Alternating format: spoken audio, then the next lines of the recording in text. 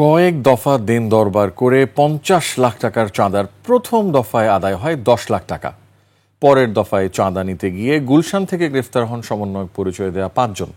এমন অন্যায় সমন্বয়ক পরিচয়ে জড়িয়ে পড়ায় মর্মাহত হয়েছেন জুলাই যোদ্ধাদের অনেকেই। বিস্তারিত আসিফ সুমিতের রিপোর্টে। I am Ox. 17 জুলাই সকাল 10:24 গুলশানের বাসায় চাঁদার টাকা নিচ্ছেন দুই ব্যক্তি। বাসার মালিককে আওয়ামী লীগের দোষের অভিযোগে পুলিশে ধরিয়ে দেওয়ার ভয় দেখিয়ে দাবি করা হয় ৫০ লাখ টাকা। তবে দেন দরবার করে প্রথম দফায় চাঁদা নেওয়া হয় ১০ লাখ।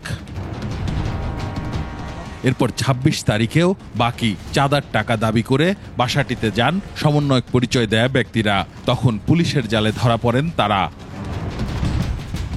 তবে মামলার এজাহার নামীয় আসামি ৬ জন ও অজ্ঞাত আরও ১০ থেকে ১২ জনকে এই চাঁদাবাজির ঘটনায় মামলার আসামি করা হয়েছে।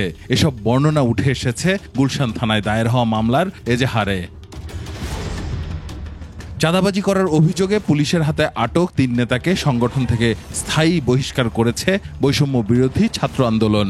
একই ঘটনায় আটক হওয়া আরও ২ জনকে স্থায়ী বহিষ্কার করেছে বাংলাদেশ গণতান্ত্রিক ছাত্র সংসদ।